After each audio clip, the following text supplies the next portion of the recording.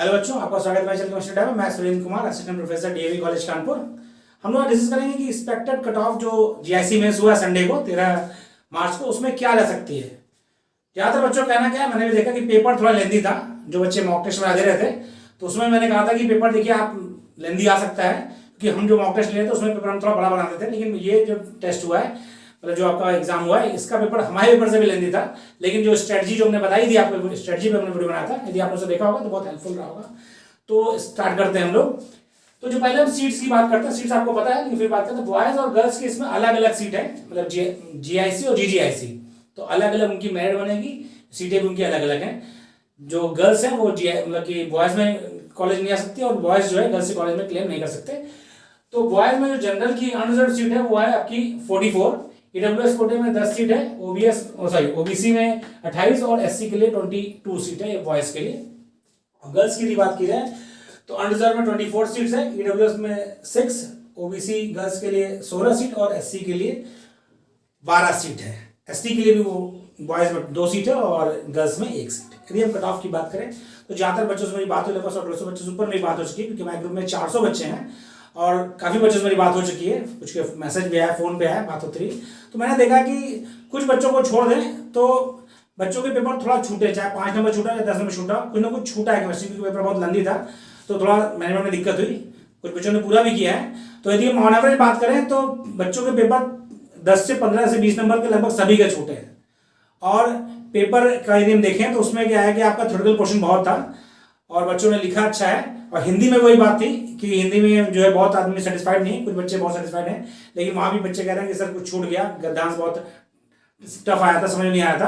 तो ओवरऑल यदि मेरिट की बात क्या जा सकती है, तो जो मेरा एक्सपेक्टेशन अभी तक, कल से बात हो रही है, उस एग्जाम देके आए बच्चे, अभी तक हमने जो एक्सपेक्ट किया है, कट ऑफ की बात की जाए तो यदि हम जनरल की बात करें, पहले हम अनरिजर्व की बात करते हैं। तो अनरिजर्व में क्या है कि 220 टोटल मार्क्स, यदि हम टोटल मार्क्स की बात करें, मतलब केमिस्ट्री और जनरल हिंदी का जोड़कर 220 प्लस जिनका है वो अपने आप को सेफ माने। क्योंकि देखिए नंबरिंग क्या है कि जैसे हमारे टेस्ट में बच्चे लिखते हैं तो वहाँ नंबरिंग देखिए हम थोड़ा सॉफ्ट करते हैं, यूपीएससी में नंबरिंग थोड़ा टफ होती है। और उसमें खास बात क्या है, आपने कंटेंट किस क्वालिटी का लिखा है, इस पर भी डिपेंड करता है।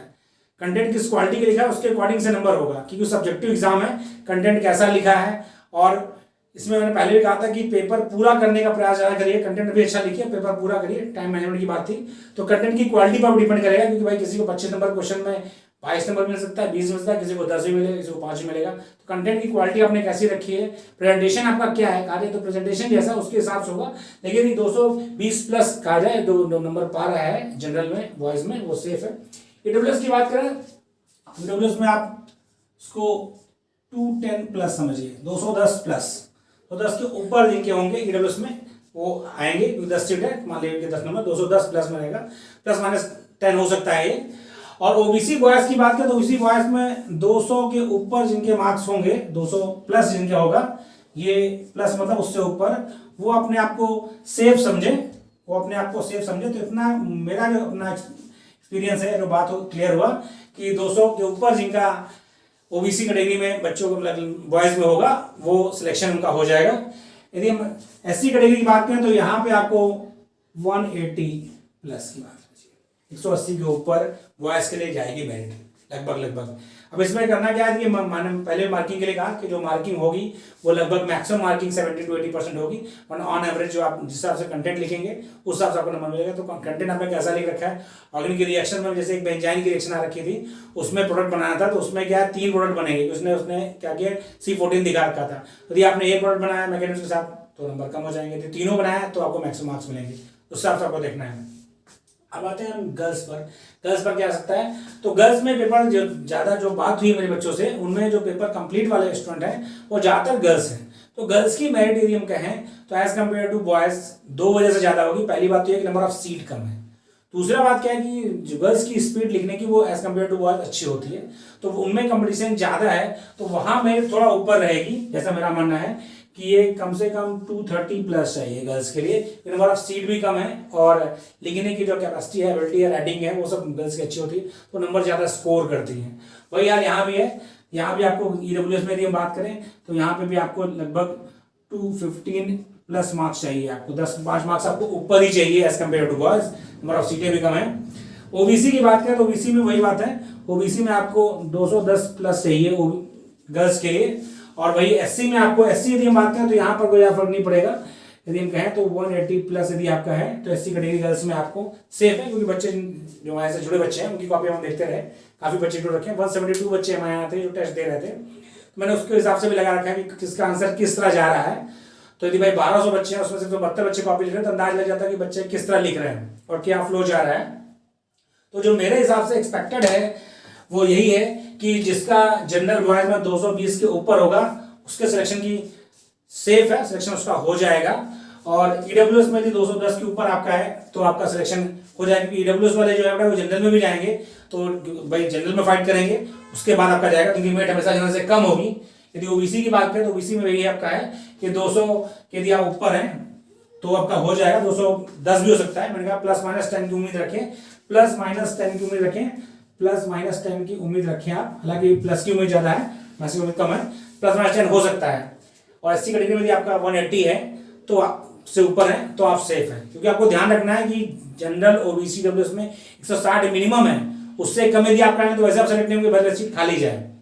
और एससी कैटेगरी में 140 से यदि आपके कम आते हैं तो आपका सिलेक्शन नहीं होगा, भले सीट खाली जाए। लेकिन पेपर ऐसा आया था कि मुझे पूरी उम्मीद है कि जो मिनिमम कट ऑफ है उससे ऊपर ही कट ऑफ जाएगी, क्योंकि पेपर बहुत इजी नहीं था, लेंदी था, लेकिन बहुत टफ नहीं था, पेपर एवरेज था लेकिन लेंदी पेपर था, इसलिए जो है बच्चे मिनिमम कट ऑफ के ऊपर ही रहेंगे। और अटेंडेंस भी 90% करीब है, लगभग पेपर में भी आया, और ज्यादा बच्चों से बात है तो उनके क्लास में एक बच्चा 2 बच्चा एब्सेंट था, तो 90% बच्चों ने एग्जाम दिया है, इसलिए कट ऑफ की उम्मीद जो हम बता रहे हैं लगभग इतनी रहेगी।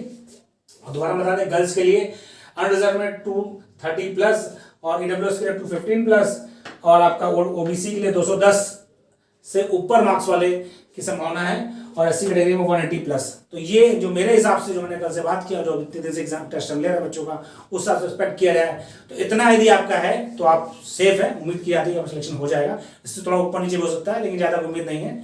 और दूसरा ये कि रिजल्ट की बात यदि की जाए, एक्सपेक्टेड रिजल्ट का तो लगभग मान लीजिए मोटा मोटा 3 महीने कम से कम लगे, क्योंकि ऑब्जेक्टिव एग्जाम भी होता है तो भी वो 1.5 महीना 2 महीने लगा देते हैं सब्जेक्टिव में कॉपी चेक होने में, यानी जुलाई से अगस्त में यदि आयोग अच्छे से काम करता है, आप उस वैकेंसी को टाइमली क्लियर करता है तो जुलाई से अगस्त में आपका रिजल्ट आने की उम्मीद है। हमारी तरफ से सबको शुभकामनाएं हैं, सभी का सिलेक्शन हो, और सिलेक्शन हो तो मिठाई खिलाना मत भूलिएगा, कैसा नहीं कि सर मिठाई के लिए टोक दें तो उनको बताया ही नहीं, यदि आपका सिलेक्शन होता है तो एक बार जरूर बताइएगा, ठीक है। Thank you.